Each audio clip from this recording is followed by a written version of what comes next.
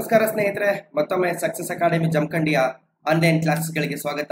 ನೀವು ಇಲ್ಲಿ ಸ್ಕ್ರೀನ್ ಮೇಲೆ ನೋಡ್ತಾ ಇರ್ಬೋದು, ನಿಮಗೋಸ್ಕರ ಟಿ ಕ್ಲಾಸಸ್ಗಳ ಕ್ರಾಶ್ ಕೋರ್ಸ್ ಅನ್ನ ಲಾಂಚ್ ಮಾಡ್ತಾ ಇದ್ದೀವಿ.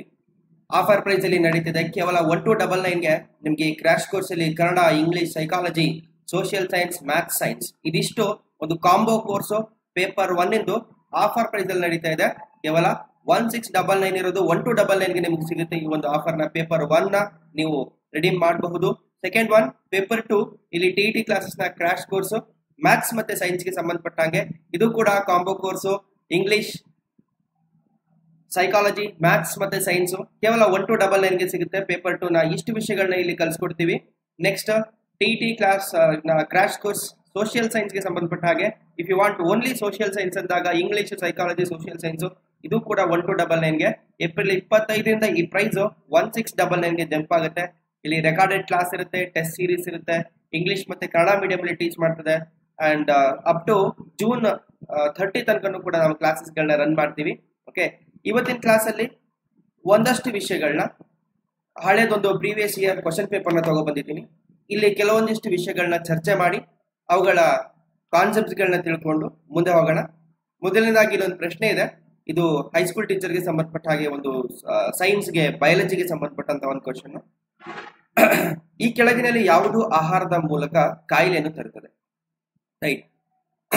ಟ್ರಾನ್ಸ್ಫರ್ ಅಂತ ನೋಡಿದಾಗ ಡಿಸೀಸಸ್ಗಳು ನಮಗೆ ಫುಡ್ ಇಂದನೂ ಬರುತ್ತೆ, ವಾಟರ್ ಇಂದ ಬರುತ್ತೆ, ಏರ್ ಇಂದ ಬರುತ್ತೆ. Which are called waterborne diseases, airborne diseases, then foodborne diseases ಅಂತ ಕೂಡ ಕರೀತೀವಿ. ರೈಟ್. ಇಲ್ಲಿ ನಾನು ಬರಿತೀನಿ. ಮೊದಲನೇದು ವಾಟರ್ ಬಾರ್ನ್, ನೀರಿಂದ ಕುಡ್ದಕ್ಕಂಥದ್ದು. Then air borne, contaminated food and water, ಇದೆರಡರಲ್ಲೂ ಕೂಡ ಬಹಳಷ್ಟು ಕಾಯಿಲೆಗಳು ಸ್ಪ್ರೆಡ್ ಆಗ್ತದೆ. ಇಲ್ಲಿ ನೋಡ್ಬೋದು main agent of food borne disease ಅಂತ ಕೇಳಿದ್ದಾರೆ. ಈ ಫುಡ್ ಬಾರ್ನ್ ಡಿಸೀಸ್ ಸೊ ನೀವು ಟಾಕ್ಸೋಪ್ಲಾಸ್ಮಾ ಗೊನಾಡಿಯಾ ನೋಡಬಹುದು. ಇದು it is one of the waterborne disease. Okay, it's going to cause so many diseases. Okay, E coli ನಮ್ಮ ಇಂಟೆಸ್ಟೈನ್ ನ ಜೊತೆಲಿ ಇರ್ತಕ್ಕಂಥದ್ದು, ನಮ್ಮ ಇಂಟೆಸ್ಟೈನ್ ನ ಜೊತೆಗೆ ಸಿಂಬಯಾಟಿಕ್ ಅಸೋಸಿಯೇಷನ್ ಶೋ ಮಾಡುತ್ತೆ ಈ ಈಕೋಲೈ ಬ್ಯಾಕ್ಟೀರಿಯಾ. ಸಾಲ್ಮೊನೆಲ್ಲಾ ಏನಿದೆ, ಸಾಲ್ಮೊನೆಲ್ಲಾ ಟೈಫಾಯ್ಡ್ ಡಿಸೀಸ್ ನ ಕಾಸ್ ಮಾಡುತ್ತೆ. ನಮ್ಗೆಲ್ರಿಗೂ ಗೊತ್ತಿರಬಹುದು ಟೈಫಾಯ್ಡ್ ಡಿಸೀಸ್ ಏನಿದೆ, ಸಾಲ್ಮೊನೆಲ್ಲಾ ಟೈಫಿ ಅಂತ ಏನ್ ಕರಿತೀವಿ, ಇದು ಜನರಲ್ ಆಗಿ ನಮ್ಗೆ water, contaminated food and water ಇಂದ ಬರ್ತದೆ. ಸೊ ದಟ್ ಫುಡ್ ಅಲ್ಲಿ ಏನಾದ್ರು ಕಂಟಾಮಿನೇಷನ್ಸ್ ಇದ್ರೆ ಈ ಒಂದು ಪ್ಲಾಸ್ಮೋಡಿಯಂ ಏನು ಮಲೇರಿಯಾನ ಕಾಸ್ ಮಾಡ್ತದೆ, ಅದೇ ತರನೇ ಸಾಲ್ಮೊನೆಲ್ಲಾ ಟೈಫಿ ಕೂಡ ಟೈಫಾಯ್ಡ್ ಡಿಸೀಸ್ ನ ಕಾಸ್ ಮಾಡ್ತದೆ. Okay, plasmodium which causes malarial disease, whereas typhoid is caused by salmonella typhi. Right? Cryptosporidium ಇದು ಕೂಡ one of the waterborne disease. ಇಲ್ಲಿ ನಮಗೆ ಫುಡ್ ಬಾರ್ನ್ ಅಂತ ಬಂದಾಗ ಸಾಲ್ಮೊನೆಲ್ಲಾ ಬರ್ತದೆ. ಕನ್ನಡ ಮೀಡಿಯಂ ಅಲ್ಲಿ ಅದೇ ಪ್ರಶ್ನೆ ನೋಡಿದಾಗಲೂ ಕೂಡ ಕೆಳಗಿನಲ್ಲಿ ಯಾವುದು ಆಹಾರದ ಮೂಲಕ ಕಾಯಿಲೆಯನ್ನು ತರುತ್ತದೆ, ಸೇಮ್ ಆಪ್ಷನ್ಸ್ ಗಳನ್ನ ಕೊಟ್ಟಿದ್ದಾನೆ. ಸಾಲ್ಮೊನೆಲ್ಲಾ ಅಲ್ಲೂ ಕೂಡ ಕೊಟ್ಟಿದ್ದಾನೆ. ಸಾಲ್ಮೊನೆಲ್ಲಾ ಕರೆಕ್ಟ್ ಆನ್ಸರ್ ಆಗುತ್ತೆ. ಮುಂದಿನ ಪ್ರಶ್ನೆ, which of the following effect has been observed due to the wide spread exposure of the DDT? ಹಕ್ಕಿಗಳಲ್ಲಿ ಡಿಡಿಟಿಗೆ ವ್ಯಾಪಕವಾಗಿ ತೆರೆದಿಟ್ಟುಕೊಂಡಾಗ ಈ ಕೆಳಗಿನ ಯಾವ ಪರಿಣಾಮ ಉಂಟಾಗುತ್ತದೆ? ಡಿಡಿಟಿ ಇಂದ ಏನ್ ಪ್ರಾಬ್ಲಮ್ ಆಗುತ್ತೆ ಅಂತ ಕೇಳಿದ್ದಾನೆ. So let us look in to the abbreviation of DDT. DDT ಅಂದ್ರೆ ಏನು ಅಂತ. Okay, so DDT is nothing but dichloro diphenyl, dichloro diphenyl, trichloro ethane, trichloro ethane ಅಂತ ಕರೀತೀವಿ. ಇದು ಡಿಡಿಟಿಯ full form. Due to biomagnification there is a phenomena called as biomagnification. ಯಾವಾಗ ಆಹಾರದಲ್ಲಿ ಅಥವಾ ವಾಟರ್ ಅಲ್ಲಿ ಆರ್ಗ್ಯಾನಿಸಮ್ಸ್ ಕೆಲವೊಂದು ಹೆವಿ ಮೆಟಲ್ಸ್ ಇದಾವೆ, ಕ್ಯಾಡ್ಮಿಯಂ ಆಗಿರ್ಬೋದು, ಡಿಡಿಟಿ, ದೆನ್ ಲೆಡ್, ಇವುಗಳೆಲ್ಲವೂ ಆರ್ಗ್ಯಾನಿಸಮ್ಸ್ ಗಳಲ್ಲಿ ಕನ್ಸ್ಯೂಮ್ ಮಾಡಿದಾಗ ಬಾಡಿಯಿಂದ ಆಚೆಗೆ ಈಸಿಯಾಗಿ ಹೋಗೋದಿಲ್ಲ. ರೈಟ್, ಅವುಗಳೇನಾಗ್ತದೆ ನಮ್ದೇ ಬಾಡಿಲಿ ಅಕ್ಯುಮುಲೇಟ್ ಆಗಿ ಒಂದು ಇನ್ನೊಂದು ಆರ್ಗ್ಯಾನಿಸಮ್ ನ ತಿಂದಾಗ ಆ ಆರ್ಗ್ಯಾನಿಸಮ್ ನ ಮತ್ತೊಂದು ಆರ್ಗ್ಯಾನಿಸಮ್ ಕನ್ಸ್ಯೂಮ್ ಮಾಡಿದಾಗ ಒಂದು ಟ್ರೋಫಿಕ್ ಲೆವೆಲ್ ಇಂದ ಇನ್ನೊಂದು ಟ್ರೋಫಿಕ್ ಲೆವೆಲ್ಗೆ ಈ ಆರ್ಗ್ಯಾನಿಸಮ್ಸ್ ಗಳಲ್ಲಿ ಈ ಒಂದು ಕೆಮಿಕಲ್ಸ್ ಗಳು ಅಕ್ಯುಮುಲೇಟ್ ಆಗ್ತಾ ಬರ್ತದೆ. ಅದರಲ್ಲಿ ಬಹಳ ಇಂಪಾರ್ಟೆಂಟ್ ಆಗಿರೋದು DDT. This DDT is going to cause thinning of the eggshell. So as a result, thinning of the eggshell, calcium metabolism. ನಮಗೆ ಗೊತ್ತಿದೆ ಕ್ಯಾಲ್ಸಿಯಂ ಈಸ್ ಅ ಎಗ್ಶೆಲ್. ಮೊಟ್ಟೆಯ ಚಿಪ್ಪು ಈ ಕ್ಯಾಲ್ಸಿಯಂ ನಿಂದ ಫಾರ್ಮೇಶನ್ಸ್ ಆಗಿರುತ್ತೆ. ಈ ಕ್ಯಾಲ್ಸಿಯಂ ಮೆಟಬಾಲಿಸಮ್ ಜೊತೆಗೆ DDT ಆಕ್ಟ್ ಮಾಡ್ಬಿಟ್ಟು ಆ ಮೇಲ್ಗಡೆ ಇರತಕ್ಕಂಥ ಚಿಪ್ ಏನಿದೆ ಆ ಚಿಪ್ಪು ತಿನ್ನ ಆಗ್ತಾ ಬರ್ತದೆ. ಸೊ ತಿನ್ನ ಆಗ್ತಾ ಬರೋದ್ರಿಂದ ಯೂಶುವಲ್ ಆಗಿ ಮೊಟ್ಟೆಗಳಲ್ಲಿ ಆ ಚಿಪ್ ಏನಿದೆ ಅದು ತೆಳುವಾಗ್ತಾ ಬರ್ತದೆ. ರೈಟ್, ಇಲ್ಲಿ ಸಾಲ್ಮೊನೆಲ್ಲ ಆನ್ಸರ್ ಆಗುತ್ತೆ. ಅಲ್ಲಿ ಮೊಟ್ಟೆಗಳಲ್ಲಿ ಚಿಪ್ಪು ತೆಳುವಾಗ್ತಾ ಬರ್ತದೆ. ಅದು ನಮ್ಮ ಪರ್ಟಿಕ್ಯುಲರ್ ಕ್ವಶನ್ಗೆ ಇರ್ತಕ್ಕಂಥ ಆನ್ಸರ್ ಆಗುತ್ತೆ. ಓಕೆ, ನೆಕ್ಸ್ಟ್ ಮುಂದಿನ ಪ್ರಶ್ನೆ ನೋಡೋಣ. When did Bhopal tragedy happened due to the exposure of MIC gas? ಇದ್ರ ಬಗ್ಗೆ ನಾವು ಸಾಕಷ್ಟು ಸೀರೀಸ್ಗಳು ಮೂವೀಸ್ಗಳೆಲ್ಲ ಕೂಡ ನೋಡಿದ್ವಿ. 1984 1984 methyl isocyanate. MIC is nothing but methyl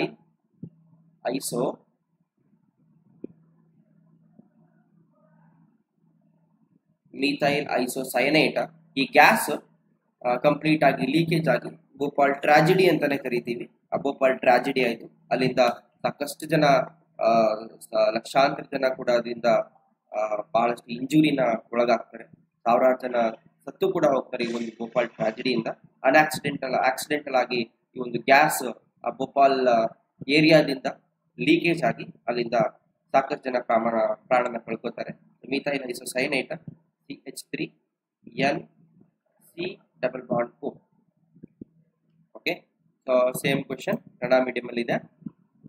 1984 Bhopal ಅನಿಲ ದುರಂತ ಆಯ್ತು. ಇದು ನಾವು ದುರಂತ ಅಂತಾನೆ ಕೂಡ ಕರೀತೀವಿ. ಓಕೆ, ಮುಂದಿನ ಪ್ರಶ್ನೆ.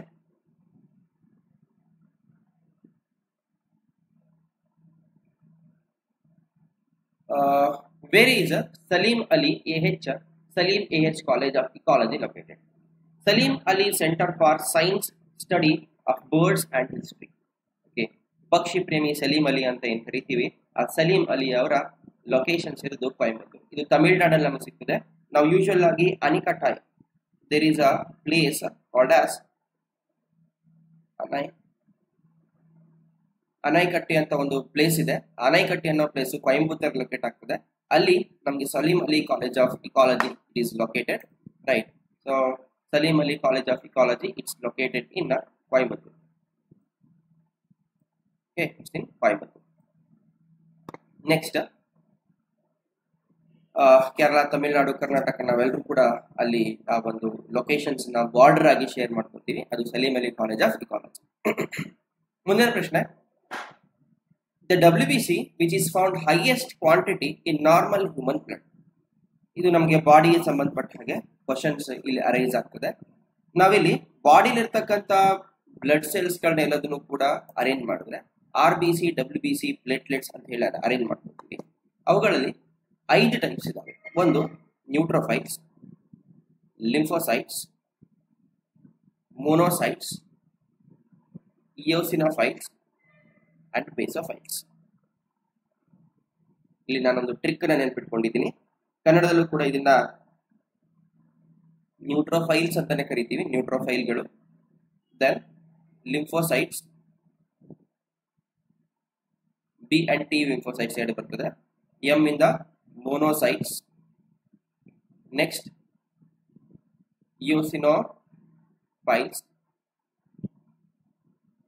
ಬೇಸೋಫೈಲ್ಸ್. ಈ ಒಂದಿಷ್ಟು ಬ್ಲಡ್ ಕಾನ್ಸ್ಟಿಟ್ಯೂಷನ್ಸ್ ನೋಡಿದಾಗ ಇದೇ ಆರ್ಡರ್ಲಿ ನೆನ್ಪಿಟ್ಕೊಂಡು ನಮ್ಗೆ ಈಸಿ ಆಗ್ತದೆ. ಯಾಕಂದ್ರೆ neutrophils they constitute highest of the blood cells. Okay, WBC cells ಅಂತ ತಗೊಂಡಾಗ ನಮ್ಗೆ ಹೈಯೆಸ್ಟ್ ಬರುತ್ತೆ ನ್ಯೂಟ್ರೋಫೈಲ್ಸ್. ಆ ನ್ಯೂಟ್ರೋಫೈಲ್ಸ್ ಗಳ ಕಾನ್ಸಂಟ್ರೇಷನ್ ನೋಡಿದಾಗ about 60 to 65% is of neutrophils. Remember, 20 to 25% is lymphocytes, 6 to 8% is monocytes. Eosinophils, they contribute about 2 to 3%. Then basophils, they are the least, 0.5 to 1% it is contributed by the basophils. So ಇಲ್ಲಿ ನಾನು ಒಂದು trick ಅಂತ ನಿಮ್ಗೆ ಹೇಳಿದೆ ಅಲ್ವಾ, English ನಲ್ಲಿ ನೆನ್ಪಿಟ್ಕೊಂಡ್ರೆ easy ಆಗುತ್ತೆ. Never let monkey eat banana. ಇದನ್ನ ಕನ್ನಡ ಮೀಡಿಯಂ ಅವರು ಕೂಡ ಆರಾಮಾಗಿ ನೆನ್ಪಿಟ್ಕೊಬಹುದು. ಮಂಗಗಳಿಗೆ ಬಾಳೆಹಣ್ಣು ತಿನ್ಲಿಕ್ಕೆ ಯಾವಾಗ್ಲೂ ಬಿಡಬೇಡಿ. ಸೊ ನೆವರ್ ಲೆಟ್ ಮಂಕಿ ಈಟ್ ಬನಾನಾಸ್. ಎನ್ ಇಂದ ನ್ಯೂಟ್ರೋಫೈಲ್ಸ್ ಹೈಯೆಸ್ಟ್ ಬರ್ತದೆ. Next L, M, E and B. ನೋಡಿ ಇಲ್ಲಿ ಸಿಂಪಲ್ ಆಗಿ ಕ್ವಶನ್ ಕೇಳಿದಾನೆ, ನಮ್ಗೆ ಯಾವ್ದು ಎಷ್ಟು ಕಾನ್ಸಂಟ್ರೇಷನ್ ಇರುತ್ತೆ ಅಂತ ಕೇಳ್ತಾ ಇಲ್ಲ, ಹೈಯೆಸ್ಟ್ ಯಾವ್ದಿದೆ ಅಂತ ಕೇಳ್ತಿದ್ದಾನೆ ಅಲ್ವಾ. ಸೊ ಹೈಯೆಸ್ಟ್ ಇದೆ, ನಾವು ಈ ಒಂದು ಫಾರ್ಮುಲಾನ ಆರಾಮಾಗಿ ನೆನ್ಪಿಟ್ಕೊಬಹುದು. ಎನ್ನಿಂದ ನ್ಯೂಟ್ರೋಫೈಲ್ಸ್ ಬರ್ತದೆ. Never let monkey eat banana 60 to 65% ಮೋನೋಸೈಟ್ಸ್ಗಳು, ನ್ಯೂಟ್ರೋಫೈಲ್ಸ್ಗಳು ಈ ಒಂದು ಫಂಕ್ಷನ್ಸ್ ನ ಎಕ್ಸಿಬಿಟ್ ಮಾಡ್ತಾರೆ. ರೈಟ್, ಕನ್ನಡದಲ್ಲಿ ಅದೇ ಕ್ವಶನ್ಸ್. ಆರೋಗ್ಯವಂತ ಮನುಷ್ಯನ ರಕ್ತದಲ್ಲಿ ಬಿಳಿ ರಕ್ತ ಕಣಗಳು ಹೆಚ್ಚಿನ ಪ್ರಮಾಣದಲ್ಲಿ ಇರ್ತಕ್ಕಂಥದ್ದು ನ್ಯೂಟ್ರೋಫೈಲ್ಸ್. ರೈಟ್, ನೋಡಿ ಮೋನೋಸೈಟ್ಸ್, ಲಿಂಫೋಸೈಟ್ಸ್, ಇಯೋಸಿನೋಫೈಲ್ಸ್ ಹೀಗೇನೆ ಕೊಟ್ಟಿದ್ದಾರೆ. ಮುಂದಿನ ಪ್ರಶ್ನೆ, which of the following is a mammal ಅಂತ ಕೇಳಿದ್ದಾರೆ. ಇವುಗಳಲ್ಲಿ ಮ್ಯಾಮಲ್ ಯಾವುದು ಅಂತ ಹೇಳಿ ಕಂಡುಹಿಡಿಬೇಕು. ಸೈಂಟಿಫಿಕ್ ನೇಮ್ ನ ಪ್ರೊವೈಡ್ ಮಾಡಿದ್ದಾರೆ. ಮೊದಲನೇದು ಕ್ರೊಕೊಡೈಲಸ್, ಗೊತ್ತಾಗ್ತಿದೆ ಅಲ್ವಾ ನಮಗಿದು ಕ್ರೊಕೊಡೈಲ್. ಕ್ರೊಕೊಡೈಲ್ ಬಹಳ ಚೆನ್ನಾಗಿದೆ. ಮಸ್ಕಲಸ್ ನಮ್ಗೆ ಯಾರಿಗೂ ಗೊತ್ತಿರ್ಲಿಕ್ಕಿಲ್ಲ, ಇದು ರ್ಯಾಟ್. ಇದು ಗ್ಯಾಲಸ್ ಇಟ್ ಈಸ್ ಅ ಕೋಳಿ. ನಾವೇನು ಹೆನ್ಸ್ ಎಲ್ಲ ನೋಡ್ತೀವಲ್ವಾ, chicken. This chicken is a gallus. Bufo ಅಂದ್ರೆ ಇಟ್ ಈಸ್ ಅ ಫ್ರಾಗ್. ಇವಾಗ ಹೇಳಿ, ಇವೆಲ್ಲವೂ ಕೂಡ ಅನಿಮಲ್ಸ್ಗಳೇ ಅಲ್ವಾ? ಅನಿಮಲ್ಸೇ, ಬಟ್ ಪ್ರಶ್ನೆ ಮ್ಯಾಮಲ್ಸ್ ಅಂತ ಕೇಳಿದೆ. ಸೊ ನಾವು ಇದನ್ನ ಒಂದ್ಸಲ ರೀಕಾಲ್ ಮಾಡ್ಬೋದು. ಕಂಪ್ಲೀಟ್ ಗ್ರೂಪ್ ಆಫ್ ಆರ್ಗ್ಯಾನಿಸಮ್ಸ್ ನ ಆಂಫಿಬಿಯನ್ಸ್ ಅಂತ ಹೇಳಿ ಡಿವೈಡ್ ಮಾಡ್ತೀವಿ. ಫಸ್ಟ್ ಇವುಗಳು ಕೇವಲ ಉಭಯವಾಸಿಗಳು ಅಂತ ಕರಿತೀವಿ, amphibians. Followed by reptiles, then aves, ಕೊನೆಯಲ್ಲಿ ಬರ್ತದೆ ಮ್ಯಾಮಲ್ಸ್. ಇದಿಷ್ಟು ಕೂಡ group of organisms which we generally called as chordates. Chordates ನ ಗ್ರೂಪ್ ನ 4 ತರದಲ್ಲಿ ಕ್ಲಾಸಿಫೈ ಮಾಡ್ಕೊಂತೀವಿ. ಪ್ರಶ್ನೆ, ಇವುಗಳಲ್ಲಿ ಮ್ಯಾಮಲ್ ಯಾವುದು ಅಂತ ಕೇಳಿದ್ದೇನೆ. ಕ್ರೊಕೊಡೈಲ್ ಅನ್ನೋದು ರೆಪ್ಟೈಲ್, ರ್ಯಾಟ್ ಅನ್ನೋದು ಮ್ಯಾಮಲ್, ಚಿಕನ್ ಆಬ್ವಿಯಸ್ಲಿ ಬರ್ಡ್, ಅದು ಫ್ರಾಗ್ ಅನ್ನೋದು ಕೂಡ one of the amphibian. It is a bird, it is a mammal, it is a reptile. Right, ಹಾಗಾದ್ರೆ ಫ್ರೆಂಡ್ಸ್ ನಾವಿಲ್ಲಿ ಹೇಳ್ಬಹುದಾ ಮ್ಯಾಮಲ್ ಯಾವುದು ಅಂತ? ಮ್ಯಾಮಲ್ ಅನ್ನೋದು musculus. Right, same question Kannada medium ಅಲ್ಲೂ ಕೂಡ ಇದೆ. ಕೆಳಗಿನಲ್ಲಿ ರಕ್ತ ಹೆಪ್ಪುಗಟ್ಟುವಿಕೆಯಲ್ಲಿ ಕಾರಣ ಆಗುದು. ಇದೊಂದು ಕ್ವಶನ್ ಬಿಟ್ವಿ ಅನ್ಸುತ್ತೆ, ಒಂದ್ಸಲ ಮತ್ತೆ ರಿಕಾಪ್ ಮಾಡೋಣ, ನೋ ಪ್ರಾಬ್ಲಮ್. ಕೆಳಗಿನಲ್ಲಿ ಯಾವುದು ಸಸ್ತನಿಗಳ ಗ್ರೂಪಿಗೆ ಸೇರ್ತದೆ? ಮಸ್ಕ್ಯುಲಸ್. ಇದು ನಮಗೆ ರ್ಯಾಟ್ ಅಂತ ಗೊತ್ತಿದ್ರೆ ಮಾತ್ರ ಫೈಂಡ್ ಮಾಡ್ಬೋದು ಅಲ್ವಾ, ಇಲ್ಲ ಅಂದ್ರೂ ಕೂಡ ಎಲಿಮಿನೇಟ್ ಮಾಡ್ಬೋದು. ನೋಡಿ, ಬಫೋ ಅನ್ನೋದು ಫ್ರಾಗ್ ಅಂತ ಗೊತ್ತಿರಬೇಕು, ಇದು ಹೆನ್ಸ್ ಅಥವಾ ಚಿಕನ್ ಅಂತ ಗೊತ್ತಿದ್ದು, ಕ್ರೊಕೊಡೈಲ್ ಅಂತ ಗೊತ್ತಾದ್ರೆ ಈ 3 ಆಗಿರ್ಲಿಕ್ಕೆ ಸಾಧ್ಯ ಇಲ್ಲ. ಹಾಗಾಗಿ ಉಳಿದಿರೋ ಆನ್ಸರ್ ಅದೊಂದೇ ಆಗಿರ್ಲೇಬೇಕು. ರೈಟ್, ಮುಂದಿನ ಪ್ರಶ್ನೆ 56ನೇ ಪ್ರಶ್ನೆ ಒಂದು ಮಿಸ್ ಮಾಡಿದೀವಿ, ಇದನ್ನು ಸ್ವಲ್ಪ ಕಂಪ್ಲೀಟ್ ಮಾಡೋಣ. Which of the following is involved in blood clotting process? ಕೆಳಗಿನಲ್ಲಿ ಯಾವುದು ರಕ್ತ ಹೆಪ್ಪುಗಟ್ಟುವಿಕೆಯಲ್ಲಿ ಭಾಗಿಯಾಗಿರುತ್ತದೆ ಅಂತ ಕೇಳಿದ್ದೇನೆ. ಒಂದ್ ಸ್ವಲ್ಪ ಇನ್ಫಾರ್ಮೇಶನ್ಸ್ ನಾವಿಲ್ಲಿ ರೆಡಿ ಮಾಡ್ಬಿಡೋಣ. ಓಕೆ, ಸೊ ಇಲ್ಲಿ ನೋಡಿದಾಗ ಪರ್ಟಿಕ್ಯುಲರ್ ಆಗಿ ಯಾವುದು ರಕ್ತ ಹೆಪ್ಪುಗಟ್ಟುವಿಕೆಯಲ್ಲಿ ಬರ್ತದೆ ಅಂತ ಕೇಳಿದ್ದಾರೆ.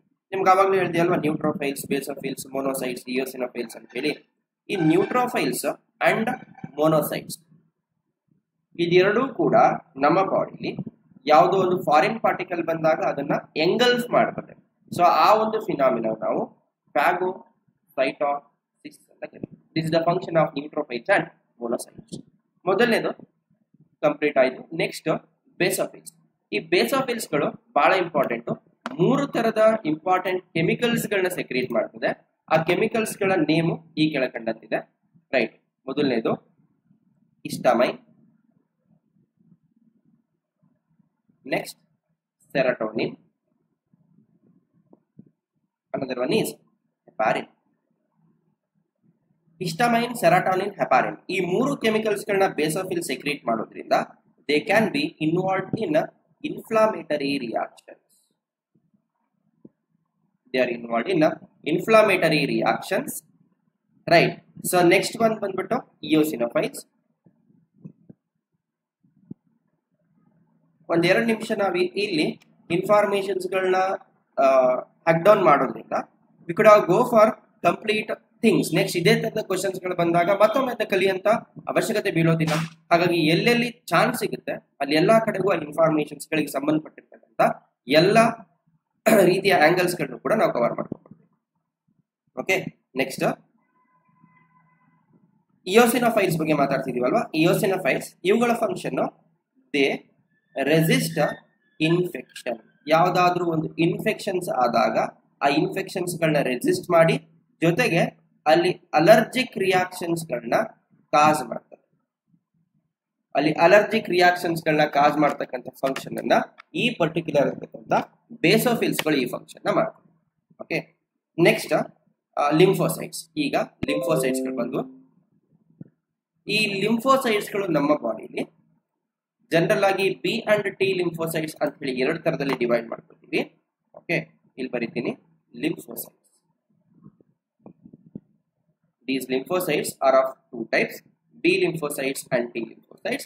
They are involved in immune providing immunity. ನಮಗೆ ರೋಗ ನಿರೋಧಕ ಶಕ್ತಿ ಅಂತ ಏನ್ ಕರಿತೀವಲ್ವಾ, ಆ ಇಮ್ಯುನಿಟಿನ ಪ್ರೊವೈಡ್ ಮಾಡುವಲ್ಲಿ ನಮಗೆ ಈ ಲಿಂಫೋಸೈಟ್ಸ್ ಗಳು ಹೆಲ್ಪ್ ಆಗ್ತವೆ.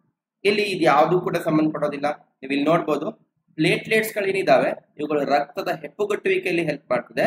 ಅದನ್ನು ನಾವು ಕ್ಲಾಟಿಂಗ್ ಅಂತ ಕರಿತೀವಿ. ಕೆಂಪು ರಕ್ತಗಣಗಳು ಯೂಶುವಲ್ ಆಗಿ ಟ್ರಾನ್ಸ್ಪೋರ್ಟ್ ಆಫ್ ದಿ ಗ್ಯಾಸಸ್, ಒಂದು ಕಡೆಯಿಂದ ಇನ್ನೊಂದು ಕಡೆಗೆ ಆಕ್ಸಿಜನ್ ಮತ್ತೆ ಕಾರ್ಬನ್ ಡೈಆಕ್ಸೈಡ್ ಅನ್ನು ಹೊತ್ತೊಯ್ಯುವಲ್ಲಿ ಟ್ರಾನ್ಸ್ಪೋರ್ಟ್ ಮಾಡೋದು ಹೆಲ್ಪ್ ಮಾಡ್ತದೆ. ಬೇಸೋಫಿಲ್ಸ್ ಗಳ ಫಂಕ್ಷನ್ ಇಲ್ಲಿ ನೋಡಿದೀವಿ. They are involved in inflammatory reactions. Lymphocytes B ಮತ್ತೆ ಟಿ ಲಿಂಫೋಸೈಟ್ಸ್ ಗಳು ಇಮ್ಯುನಿಟಿ ಪ್ರೊವೈಡಿಂಗ್ ಇಮ್ಯೂನ್ ರೆಸ್ಪಾನ್ಸ್, ಈ ಒಂದು ಫಂಕ್ಷನ್ ಅಲ್ಲಿ ನಮಗೆ ಹೆಲ್ಪ್ ಮಾಡ್ತದೆ. ಅರ್ಥ ಆಗ್ತಿದೆ ಅಲ್ವಾ ಫ್ರೆಂಡ್ಸ್? ಈ ಒಂದು ಕ್ವಶನ್ ಗೆ ಆನ್ಸರ್ ಬಂದ್ಬಿಟ್ಟು ಪ್ಲೇಟ್ಲೆಟ್ಸ್ ಗಳಾಗ್ತದೆ. ಓಕೆ, ಈಗಾಗಲೇ 57ನೇ ಪ್ರಶ್ನೆನ ಡಿಸ್ಕಸ್ ಮಾಡಿದೀವಿ. Scientific name of silk worm is. ಇಲ್ಲಿ ಸಿಲ್ಕ್ ವರ್ಮ್ ನ ಸೈಂಟಿಫಿಕ್ ನೇಮ್ ಯಾವುದು ಅಂತ ಕೇಳಿದ್ದಾನೆ. ರೈಟ್, ಮೊದಲನೇದು ಯಾವುದು ಪಿಯೋಸಿಲೋಸಿರಸ್ ಪಿಕ್ಟಸ್ ಅಂತ ಕೊಟ್ಟಿದ್ದಾನೆ. This is nothing but one of the grasshopper. Grasshopper ಅದರದ್ದು ಒಂದು ಫ್ಯಾಮಿಲಿಗೆ ಸೇರ್ತಕ್ಕಂಥ ಒಂದು organism. This is a grasshopper family, not exactly grasshopper. Apis indica or Apis mellifera, it is honeybee. Bombax mori, it is a silkworm. Next Caria lacca ಅಂತ ಕೊಟ್ಟಿದ್ದಾನೆ. ಇದು ಕೂಡ one of the leave insect ಅಂತ ಕರಿತೀವಿ. Leaves insects, ಮರಗಳ ರೆಂಬೆಗಳ ಮೇಲೆಲ್ಲ ಈ ಒಂದು ಇನ್ಸೆಕ್ಟ್ ಪ್ರೆಸೆಂಟ್ ಆಗಿರ್ತದೆ. ಅದಲ್ಲ, ಇಲ್ಲಿ ಸಿಲ್ಕ್ ವರ್ಮ್ ಸೈಂಟಿಫಿಕ್ ನೇಮ್ ಬಾಂಬ್ಯಾಕ್ಸ್ ಮೊರೈ ಅಂತ ಕರಿತೀವಿ.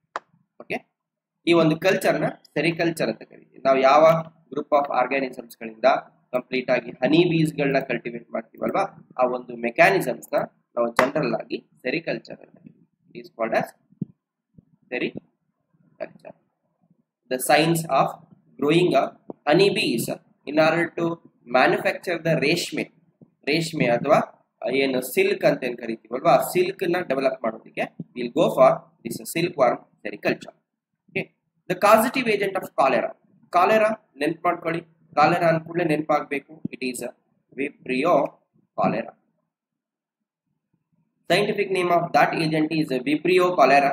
ಓಕೆ, ಆಸ್ಕಾರಿಸ್ ಲುಂಬ್ರಿಕಾಯ್ಡಿಸ್ ಅಂತ ಏನ್ ಕರಿತೀವಿ, ಇದು liver fluke. Next salmonella, it is going to cause typhoid. Salmonella typhi ಅಂತ ಕರಿತೀವಿ. ಪ್ಲಾಸ್ಮೋಡಿಯಂ, ಇಟ್ ಕಾಸಸ್, ಅವಾಗಲೇ ಅಲ್ಲ ಫಸ್ಟ್ ಕ್ವಶನ್ ಅಲ್ಲಿ ನಾವು ಡಿಸ್ಕಸ್ ಮಾಡಿದ್ವಿ, malaria. Vibrio, it is going to cause cholera disease ಅನ್ನ ಇದು ಕಾಸ್ ಮಾಡ್ತದೆ. ಓಕೆ, ಕನ್ನಡ ಮಾಧ್ಯಮದಲ್ಲಿ ಇದೇ ಪ್ರಶ್ನೆ. ರೇಷ್ಮೆ ಹುಳುಗಳ ವೈಜ್ಞಾನಿಕ ಹೆಸರು ಯಾವುದು ಅಂತ ಕೇಳಿದ್ದಾನೆ. ರೇಷ್ಮೆ ಹುಳುವಿನ ವೈಜ್ಞಾನಿಕ ಹೆಸರು ಬಂದ್ಬಿಟ್ಟು ಬಾಂಬ್ಯಾಕ್ಸ್ ಮೊರೈ. ಓಕೆ, ಕಲಾರಕ್ಕೆ ಕಾರಣ ಆಗೋದು cholera, vibrio cholera. Okay, vibrio cholera ಅಂತಾನೆ ಕರಿತೀವಿ. ಅದು ಕಾಲೆರಾನ ಕಾಸ್ ಮಾಡ್ತದೆ. ಕೊಕ್ಕೆ ಹುಳದ ವೈಜ್ಞಾನಿಕ ಹೆಸರೇನು ಅಂತ ಕೇಳಿದ್ದಾನೆ. ಕೊಕ್ಕೆ ಹುಳ ಇಂಗ್ಲಿಷ್ ನಲ್ಲಿ ಒಂದ್ಸಲ ನೋಡ್ಕೊಳ್ಳೋಣ, ಗೊತ್ತಾಗ್ತದೆ. Scientific name of hook worm ancylostoma duodenale. ನೋಡಲಿ, ಅದನ್ನ ಓದ್ಲಿಕ್ಕೆ ಕಷ್ಟ ಆಗ್ತದೆ. ಎಸ್ಸಿಲೋಸ್ಟೋಮಾ ಡಿಯೋಡಿನಾಲೆ ಅಂತ ಏನು ಕೊಟ್ಟಿದ್ದಾನೆ, ಅಲ್ಲಿ ಓದ್ಲಿಕ್ಕೆ ಸ್ವಲ್ಪ ಪ್ರಾಬ್ಲಮ್ ಆಗ್ತದೆ. ಹಾಗಾಗಿ ಇಂಗ್ಲಿಷ್ ಮೀಡಿಯಂ ನ ಪ್ರಶ್ನೆಗಳನ್ನ ನಾವು ಕರೆಕ್ಟ್ ಆಗಿ ನೋಡಿದಾಗ ನಮ್ಗೆ ಮೋಸ್ಟ್ ಪ್ರಾಪರ್ ಆಗಿರೋ ಒಂದು ಪ್ರೊನೌನ್ಸಿಯೇಷನ್ ಸಂಬಂಧಿಸಿದ ಹಾಗೆ ಎಲ್ಲ ವಿಷಯಗಳು ಕೂಡ ಸಿಗ್ತದೆ. ಇಲ್ಲಿ ಫ್ಯಾಸಿಯೋಲಾ ಹೆಪಾಟಿಕಾ ಬಂದ್ಬಿಟ್ಟು ಇದನ್ನ ಹುಕ್ ವಾರ್ಮ್ ಅಂತ ಕರಿತೀವಿ. Sorry, Fasciola hepatica, it is liver flu.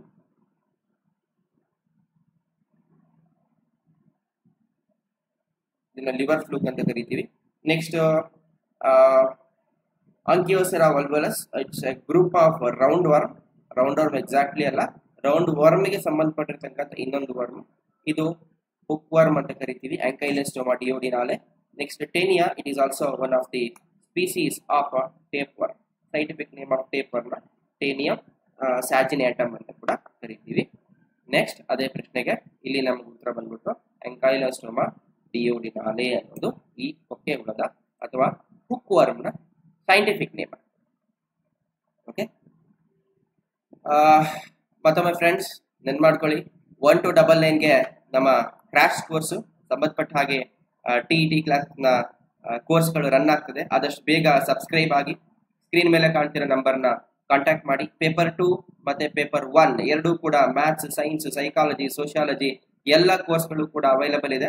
Paper 1ಗೆ ಸಂಬಂಧಪಟ್ಟ ಹಾಗೆ Kannada, English literature, Kannada literature, psychology, social science, maths ಮತ್ತೆ ಸೈನ್ಸ್ ಬೋತ್ ಕನ್ನಡ ಮತ್ತೆ ಇಂಗ್ಲಿಷ್ ಲ್ಯಾಂಗ್ವೇಜ್ ಅಲ್ಲಿ ಹೇಳ್ಕೊಡ್ತೀವಿ. ಓಕೆ, ದ ಫೀಸ್ ಕೋರ್ಸ್ ಬಂದ್ಬಿಟ್ಟು ಕೇವಲ 1 to 999. ಕ್ಲಾಸು ಆದಷ್ಟು ಬೇಗ ಸ್ಟಾರ್ಟ್ ಆಗ್ತಾ ಇದೆ. ನೀವು 25th ನಂತರ ನಾನು ಜಾಯ್ನ್ ಆಗ್ತೀನಿ ಅನ್ನೋದಾದ್ರೆ 1699ಗೆ ಪ್ರೈಸ್ ಜಂಪ್ ಆಗ್ತದೆ. ಆದಷ್ಟು ಬೇಗ ಜಾಯ್ನ್ ಆಗಿ. ಹಾಗೆ TET ಕ್ಲಾಸ್ಗೆ ಕ್ರಾಶ್ ಕೋರ್ಸ್ಗೆ ಸಂಬಂಧಪಟ್ಟ ಹಾಗೆ ಮ್ಯಾಥ್ಸ್ ಮತ್ತೆ ಸೈನ್ಸ್ ಕ್ಲಾಸ್ನು ಕೂಡ ನಾವು ಮಾಡ್ಕೊಡ್ತೀವಿ. ಪೇಪರ್ 2ಗೆ ಇಂಗ್ಲಿಷ್, ಸೈಕಾಲಜಿ, ಮ್ಯಾಥ್ಸ್ ಮತ್ತೆ ಸೈನ್ಸ್ಗೆ ಕಾಂಬೋ ಕೋರ್ಸ್ ಇದು ಕೂಡ ಒಟ್ಟು 99ಗೆ ಅವೈಲಬಲ್ ಇದೆ. ಬೇಗ ಸಬ್ಸ್ಕ್ರೈಬ್ ಆಗಿ. ಓಕೆ, ನೆಕ್ಸ್ಟ್ ಪೇಪರ್ 2ಗೆ ಸಂಬಂಧಪಟ್ಟ ಹಾಗೆ ಸೋಷಿಯಲ್ ಸೈನ್ಸ್ ಮಾತ್ರ ಸಾಕು ಸರ್, ನನಗೆ ಬೇರೆ ಯಾವುದು ಬೇಡ, ಸೋಷಿಯಲ್ ಸೈನ್ಸು, ಇಂಗ್ಲಿಷ್, ಸೈಕಾಲಜಿ ಮಾತ್ರ ಕೇಳ್ಕೊತೀನಿ, ಅದು ಕೂಡ 1 to 999ಗೆ ಅವೈಲಬಲ್ ಇದೆ. ಸೊ ಏಪ್ರಿಲ್ 18th ಇಂದ ಸ್ಟಾರ್ಟ್ ಆಗ್ತದೆ. ಬೇರೆ ಕೋರ್ಸ್ಗಳು ಲೈವ್ ಮತ್ತೆ ರೆಕಾರ್ಡೆಡ್ ಕ್ಲಾಸ್ಗಳು ಅವೈಲಬಲ್ ಇರ್ತದೆ. ಟೆಸ್ಟ್ ಸೀರೀಸ್ಗಳನ್ನ ಅರೇಂಜ್ ಮಾಡ್ಕೊಡ್ತೀವಿ. ಕನ್ನಡ ಮತ್ತೆ ಇಂಗ್ಲಿಷ್ ಮೀಡಿಯಂ ಎರಡಲ್ಲೂ ಕೂಡ ಟೀಚ್ ಮಾಡ್ತೀವಿ. ರೈಟ್, ಸೊ ಜೂನ್ ತನಕನೂ ಕೂಡ ಎಕ್ಸ್ಟೆಂಡೆಡ್ ಆಗಿರೋ ಕೋರ್ಸ್ಗಳನ್ನ ಮಾಡ್ಕೊಡ್ತೀವಿ. ಬೇಗ ಜಾಯ್ನ್ ಆಗಿ. ಸ್ಕ್ರೀನ್ ಮೇಲೆ ಕಾಣ್ತಿರೋ ಈ ನಂಬರ್ಗೆ ಕಾಲ್ ಮಾಡಿ ಸಬ್ಸ್ಕ್ರಿಪ್ಷನ್ ಲಿಂಕ್ ಅನ್ನ ಬೇಗ ಮಾಡ್ಕೊಳ್ಳಿ. ಆಯ್ತಾ? ಮುಂದಿನ ಪ್ರಶ್ನೆ, which of the following nucleotide is found in DNA? ಈ ಕೆಳಗಿನವುಗಳಲ್ಲಿ ಯಾವುದು ನ್ಯೂಕ್ಲಿಯೋಟೈಡ್ DNA ಲಿ ಇರುವುದಿಲ್ಲ ಅಂತ ಕೇಳಿದ್ದೇನೆ. ಅಂದ್ರೆ DNA ಲಿ ಇರೋದಿಲ್ಲ, ಅದು RNA ಲಿ ಮಾತ್ರ ಇರ್ತದೆ ಅಥವಾ ಬೇರೆ ಯಾವ್ದ್ರಲ್ಲಿ ಇರ್ತದೆ. ನಾವು ನೆನ್ಪು ಮಾಡ್ಕೋಬೇಕು, ನಮ್ಗೆ 4 ತರದ ನೈಟ್ರೋಜನ್ ಬೇಸ್ಗಳು ಅವೈಲಬಲ್ ಇದ್ದಾವೆ. ಓಕೆ, ಆ 4 ನೈಟ್ರೋಜನ್ ಬೇಸ್ಗಳನ್ನ ಅಡಿನೈನ್, ಎರಡನೇದು ಗ್ವಾನೈನ್, ಥೈಮಿನ್ ಮತ್ತೆ ಸೈಟೋಸಿನ್. ಇದು 4 ನೈಟ್ರೋಜನ್ ಬೇಸ್ಗಳು ನಮ್ಗೆ ಸಿಗ್ತದೆ DNA. ಪ್ರಶ್ನೆ ಏನ್ ಕೇಳಿದಾನೆ, DNA ಇಲ್ಲದೆ ಇರೋದು ಯಾವುದು ಅಂತ ಕೇಳಿದಾನೆ. ಇದಿಷ್ಟು ನೋಡಿ, ಅಡಿನೈನ್ ಇದೆಯಾ, ಆಪ್ಷನಲ್ ಕೂಡ ಇದೆ, ಇಲ್ಲಿದೆ ಅಡಿನೈನ್. ಗ್ವಾನೈನ್ ಇದೆಯಾ, ಇಲ್ಲಿದೆ ಗ್ವಾನೈನ್. ಸೈಟೋಸಿನ್ ಇದೆಯಾ, ಸೈಟೋಸಿನ್ ಇದಿಲ್ಲ. ಥೈಮಿನ್ ಇಲ್ಲಿದೆ. ಹಾಗಾದ್ರೆ ಸೈಟೋಸಿನ್ ಬದಲಲ್ಲಿ ಯುರಾಸಿಲ್ ಕೊಟ್ಟಿದ್ದಾನೆ. ಈ ಒಂದು ನೈಟ್ರೋಜನ್ ಬೇಸು DNA ಇರೋದಿಲ್ಲ. ಹಾಗಾದ್ರೆ ಅದು ಎಲ್ಲಿರ್ತದೆ ಅಲ್ವಾ? ಇದೆ ಅಡಿನೈನ್, ಇದೆ guanine. Thymine is replaced by uracil and cytosine. ಇದಿಷ್ಟು ನೈಟ್ರೋಜನ್ ಬೇಸ್ಗಳು ನಮಗೆ RNA ಲಿ ಸಿಗ್ತದೆ. RNA ಲಿ AUGC ಅಂತ ಹೇಳಿ ನಾವು ನೆನ್ಪಿಟ್ಕೋಬಹುದು. DNA ಲಿ ATGC ಅಂತ ಹೇಳಿ ನೆನ್ಪಿಟ್ಕೋಬಹುದು. ATGC DNA ಲಿ, AUGC RNA ಲಿ. ಹಾಗಾದ್ರೆ RNA ಮಾತ್ರ ಪ್ರೆಸೆಂಟ್ ಆಗಿದೆ ಅಂದ್ರೆ ಯುರಾಸಿಲ್ ಅಂತ ಹೇಳಿ. ಈ ಒಂದು ನ್ಯೂಕ್ಲಿಯೋಟೈಡ್ RNA ಇದೆ, DNA ಲಿ. ರೈಟ್, ಇಲ್ಲಿ ನೋಡಿ ಕನ್ನಡ ಮೀಡಿಯಂ ಅಲ್ಲಿ ಅದೇ ಪ್ರಶ್ನೆ. ಯುರಾಸಿಲ್ ಅನ್ನೋದು ನಮಗೆ DNA ಲಿ ಇರೋದಿಲ್ಲ. ಓಕೆ, ಮುಂದಿನ ಪ್ರಶ್ನೆ, which of the following is a central dogma of molecular biology? ಇವುಗಳಲ್ಲಿ ಅಣುಜೀವಶಾಸ್ತ್ರ ಮಾಲಿಕ್ಯುಲರ್ ಬಯಾಲಜಿಯ ಸೆಂಟ್ರಲ್ ಡಾಗ್ಮಾ ಎಂದು ಯಾವುದನ್ನು ಕರೆಯುತ್ತೇವೆ? ಓಕೆ, ನೆನ್ಪಿಟ್ಕೊಳ್ಳಿ, ಅದು ಸೀಕ್ವೆನ್ಸ್ ಏನಾದ್ರೂ ಇರಲಿ, ಯಾವಾಗ್ಲೂ ನಮ್ಗೆ ಇದಂದ್ರ ಕೂಡಲೇ ನಮ್ಮ ತಲೆ ಒಳಗಡೆ ಬರಬೇಕು. ಮೊದಲನೇದು DNA. ಯಾವಾಗ್ಲೂ ಜೆನೆಟಿಕ್ ಇನ್ಫಾರ್ಮೇಶನ್ಸ್ DNA ಇಂದ copied over RNA. Type of RNA is mRNA. mRNA ಇಂದ ಪ್ರೋಟೀನ್ ಸಿಂಥಸಿಸ್ ಆಗ್ತದೆ. ಓಕೆ, mRNA ಇಂದ ಪ್ರೋಟೀನ್ ಸಿಂಥಸಿಸ್ ಆಗ್ತದೆ. ಹಾಗಾದ್ರೆ ಈ ಪ್ರೋಸೆಸ್ ಗಳಿಗೆ ನಾವು ಬೇರೆ ನೇಮ್ ಕೊಟ್ಟಿದ್ದೀವಿ. DNA ಇಂದ mRNA ಫಾರ್ಮೇಶನ್ ಆಗೋ ಒಂದು ಪ್ರೋಸೆಸ್ಗೆ ಟ್ರಾನ್ಸ್ಕ್ರಿಪ್ಷನ್ ಅಂತ ಕರಿತೀವಿ. RNA ಇಂದ ಪ್ರೋಟೀನ್ ಆಗೋ ಒಂದು ಪ್ರೋಸೆಸ್ ಅನ್ನ ಟ್ರಾನ್ಸ್ಲೇಷನ್ ಅಂತ ಕರಿತೀವಿ. ವಾಪಸ್ DNA ಇಂದ DNA ಕೂಡ ಫಾರ್ಮೇಶನ್ ಆಗುತ್ತೆ. ಈ ಒಂದು ಸ್ಟೆಪ್ ಅನ್ನ ರೆಪ್ಲಿಕೇಶನ್ ಅಂತ ಕರಿತೀವಿ. ಈ ಒಂದು ಟೋಟಲ್ ಸೀಕ್ವೆನ್ಸ್ ಅನ್ನ ನಾವು central dogma of molecular biology ಅಂತ ತಿಳ್ಕೊಂಡಿದ್ದೆ ನೋಡಿ. RNA ಇಂದ DNA ಆಗೋದಿಲ್ಲ, RNA ಇಂದ DNA ಆಗೋದೇ ಇಲ್ಲ, RNA ಇಂದ RNA ಅಂತೂ ಸಾಧ್ಯನೇ ಇಲ್ಲ. DNA ಇಂದ DNA ಆದ್ರೆ ಅದನ್ನ ರೆಪ್ಲಿಕೇಶನ್ ಅಂತ ಕರಿತೀವಿ. DNA, RNA, ಪ್ರೋಟೀನ್, ಈ ಒಂದು ಸೀಕ್ವೆನ್ಸ್ ಕರೆಕ್ಟ್ ಆಗಿದೆ. ಈ ಸೀಕ್ವೆನ್ಸ್ ನಮ್ಗೆ ಕಂಪ್ಲೀಟ್ ಆಗಿ ಸರಿಯಾದ ಉತ್ತರನ ಕೊಡ್ತಾ ಇದೆ. ಹಿಯರ್ DNA, RNA ಮತ್ತೆ ಪ್ರೋಟೀನ್ ಅನ್ನೋದು ಪರ್ಟಿಕ್ಯುಲರ್ ಆಗಿರೋ ಸರಿಯಾದ ಉತ್ತರನ ಎಕ್ಸಿಬಿಟ್ ಮಾಡ್ತೀವಿ.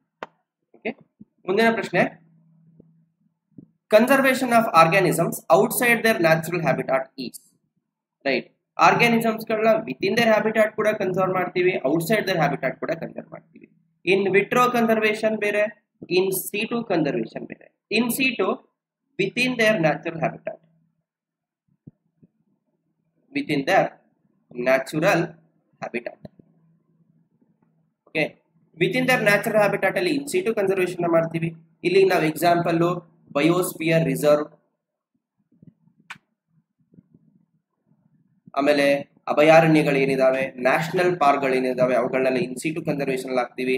ಎಕ್ಸ್ ಸಿಟು ಕನ್ಸರ್ವೇಷನ್ಸ್ ಅಲ್ಲಿ ನಮಗೆ ಸಫಾರೀಸ್ ಇದಾವೆ, ಸಫಾರಿ ಪಾರ್ಕ್ ಇದಾವೆ, ದೆನ್ ಬಟಾನಿಕಲ್ ಗಾರ್ಡನ್ ಇದೆ.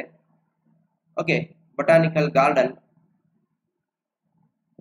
ದೆನ್ ಝೂ ಅಂತ ಏನ್ ಕರಿತೀವಲ್ವಾ, ಆ ಝೂ ಎಲ್ಲವೂ ಕೂಡ ಎಕ್ಸಿಟು ಕನ್ಸರ್ವೇಷನ್ಗೆ ಬರ್ತದೆ.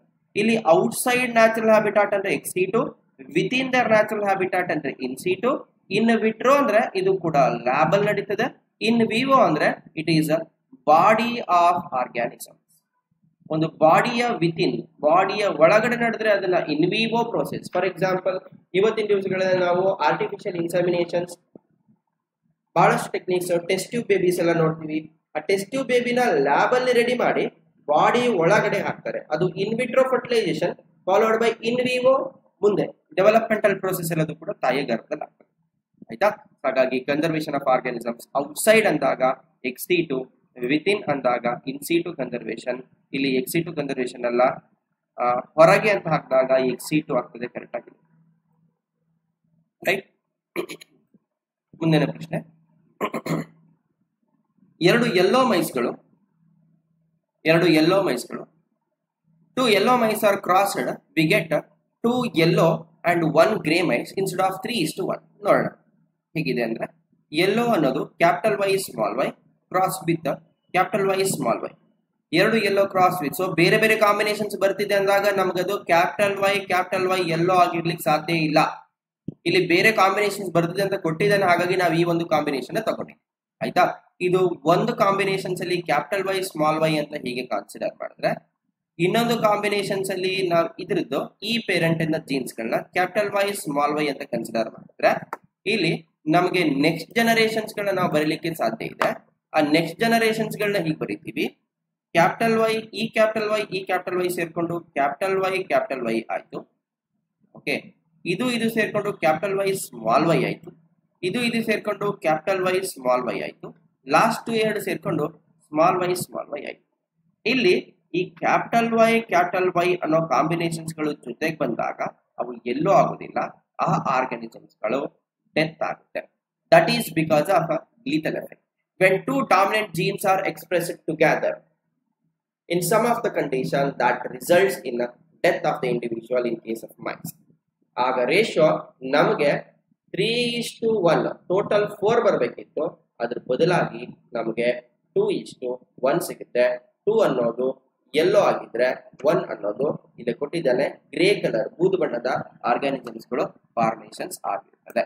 ರೈಟ್, ಒಂದು ಗಂಡು ಮತ್ತು ಹೆಣ್ಣು ಹಳದಿ ಇಲಿಗಳನ್ನ ಸಮವಾದಾಗ ಹುಟ್ಟುವ ಮರಿಗಳು 3:1 ಅನುಪಾತ ಬದಲು ಹಳದಿ ಮತ್ತು ಬೂದು ಬಣ್ಣದ್ದಾಗಿರುತ್ತದೆ ಬಿಕಾಸ್ ಆಫ್ ಮೃತ್ಯು ಕಾರಣ ಪರಿಣಾಮ. ಇದನ್ನ ನಾವು ಲೀಥಲ್ ಜೀನ್ ಎಫೆಕ್ಟ್ ಅಂತ ಹೇಳಿ ಇಂಗ್ಲಿಷ್ ಅಲ್ಲಿ ಕರೀತೀವಿ. ನೆಕ್ಸ್ಟ್ ಪ್ರಶ್ನೆ, haemophilia in human is an example for. Haemophilia ಇದು ಒಂದು ಜನರೇಷನ್ಸ್ ಇಂದ ಇನ್ನೊಂದು ಜನರೇಷನ್ಸ್ ಬರ್ತದೆ. ರೈಟ್, ನಾವು ಒಟ್ಟು ಡಿಸಾರ್ಡರ್ಸ್ ಗಳನ್ನ ಮೆಂಡೇಲಿಯನ್ ಡಿಸಾರ್ಡರ್ಸ್, ಕಾಯಿಲೆಗಳನ್ನ ಮೆಂಡೇಲಿಯನ್ ಡಿಸಾರ್ಡರ್ಸ್ ಅಂತ ಹೇಳಿ ಕ್ಲಾಸಿಫೈ ಮಾಡ್ಕೊಂಡ್ರೆ ಇಲ್ಲಿ 5 ಡಿಸಾರ್ಡರ್ಸ್ ಗಳನ್ನ ನಾವು ಎನ್ಲಿಸ್ಟ್ ಮಾಡ್ಕೊತೀವಿ. ಆ 5 ಡಿಸಾರ್ಡರ್ಸ್ ಗಳು ಹೀಗಿದೆ. ಒಂದು ಫಿನೈಲ್ ಕೀಟೋನ್ಯೂರಿಯಾ PKU, ದೆನ್ ಥಾಲಸೆಮಿಯಾ, ಇನ್ನೊಂದು ಸಿಕ್ಕಲ್ ಸೆಲ್ ಅನಿಮಿಯಾ ಇನ್ನು 2 ಡಿಸಾರ್ಡರ್ಸ್ಗಳಿದ್ದಾವೆ. ಅದನ್ನ ಹಿಮೋಫೀಲಿಯಾ ಅಂಡ್ ಕಲರ್ ಬ್ಲೈಂಡ್ನೆಸ್. ಇಲ್ಲಿ ನಮಗೆ ಹಿಮೋಫೀಲಿಯಾ ಮತ್ತೆ ಕಲರ್ ಬ್ಲೈಂಡ್ನೆಸ್ ಅನ್ನೋದು 2 ಸ್ಪೆಷಲ್ ಆಗಿರೋ ಡಿಸಾರ್ಡರ್ಸ್. ಯಾಕಂದ್ರೆ ಇವುಗಳನ್ನ ನಾವು ಎಕ್ಸ್ ಲಿಂಕ್ಡ್ ಡಿಸಾರ್ಡರ್ಸ್ ಅಂತ ಕರಿತೀವಿ ಅಥವಾ ಸೆಕ್ಸ್ ಲಿಂಕ್ಡ್ ಕ್ಯಾರೆಕ್ಟರ್ಸ್ ಅಂತ ಕರಿತೀವಿ. Whereas phenylketonuria, thalassaemia, sickle cell anaemia ಅಂತ 3 ಡಿಸಾರ್ಡರ್ಸ್ ಇದ್ದಾವೆ. ಇವುಗಳನ್ನ ನಾವು autosomal, remember, autosomal recessive disorders, autosomal recessive ಅಥವಾ ಆಟೋಸೋಮಲ್ ಟ್ರೇಟ್ ಅಂತ ಕರೀತೀವಿ. ಅರ್ಥ ಆಗ್ತಿದೆಯಾ ಫ್ರೆಂಡ್ಸ್? ರೈಟ್. ಸೊ ಇವತ್ತಿನ ಕ್ಲಾಸ್ಗಳಲ್ಲಿ ನಾವು ಸಾಕಷ್ಟು ವಿಷಯಗಳ ಬಗ್ಗೆ ಡಿಸ್ಕಸ್ ಮಾಡಿದ್ದೀವಿ. ಮನುಷ್ಯನಲ್ಲಿ ಹಿಮೋಫೀಲಿಯಾ ಅನ್ನೋದು ಲಿಂಗಕ್ಕೆ ಸಂಬಂಧಪಟ್ಟಿರ್ತಕ್ಕಂಥ ಕಾಯಿಲೆ ಆಗಿದೆ ಇದು. ಓಕೆ, ಇಲ್ಲಿಗೆ ಇವತ್ತಿನ ಕ್ಲಾಸ್ ಅನ್ನ ನಾವು ವೈಂಡ್ ಅಪ್ ಮಾಡ್ತಾ ಇದ್ದೀವಿ. ಮತ್ತೊಮ್ಮೆ ಕ್ರಾಶ್ ಕೋರ್ಸ್ಗೆ ಸಂಬಂಧಪಟ್ಟ ಹಾಗೆ ಟಿಇಟಿ ಕ್ರಾಶ್ ಕೋರ್ಸ್ ಅನ್ನ ನಾವು ಲಾಂಚ್ ಮಾಡ್ತಾ ಇದ್ದೀವಿ. ಬೋತ್ ಪೇಪರ್ 1 ಮತ್ತೆ ಪೇಪರ್ 2 ಎರಡನ್ನೂ ಕೂಡ ಇಲ್ಲಿ ಕಲಿಸ್ಕೊಡ್ತೀವಿ. ಓಕೆ, ಕ್ರಾಶ್ ಕೋರ್ಸ್ ಅಲ್ಲಿ 1299ಗೆ ಪೇಪರ್ 1 ಪೇಪರ್ 2 ಎರಡನ್ನೂ ಕೂಡ ಕಲಿಸ್ಕೊಡ್ತೀವಿ. ತಮಗೆ ಯಾವ್ದು ಬೇಕು ಆ ಕೋರ್ಸ್ ಅನ್ನ ತಾವು ಚೂಸ್ ಮಾಡಬಹುದು. ಇಲ್ಲಿ ಎಕ್ಸ್ಪರ್ಟ್ ಟೀಚರ್ಸ್ಗಳು ನಿಮಗೆ ಕ್ಲಾಸ್ಗಳನ್ನ ಹಾಕೊಡ್ತಾರೆ. ನಮ್ಮಲ್ಲಿ ಲೈವ್ ಮತ್ತೆ ರೆಕಾರ್ಡೆಡ್ ಕ್ಲಾಸ್ಗಳನ್ನ ಮಾಡ್ತೀವಿ, ಟೆಸ್ಟ್ ಸೀರೀಸ್ ನ ಮಾಡ್ತೀವಿ. ಬೋತ್ ಕನ್ನಡ ಮತ್ತೆ ಇಂಗ್ಲಿಷ್ ಲ್ಯಾಂಗ್ವೇಜ್ ಅಲ್ಲಿ ಕ್ಲಾಸ್ಗಳನ್ನ ಕಲಿಸ್ಕೊಡ್ತೀವಿ ಅಂತ ಹೇಳ್ತಾ ಮುಂದಿನ ಕ್ಲಾಸ್ ಅಲ್ಲಿ ಇನ್ನೊಂದಿಷ್ಟು ವಿಷಯಗಳ ಚರ್ಚೆಗಳಿಗೆ ಭೇಟಿಯಾಗೋಣ. ಅಲ್ಲಿವರೆಗೂ ನಮಸ್ಕಾರ. Thank you so much.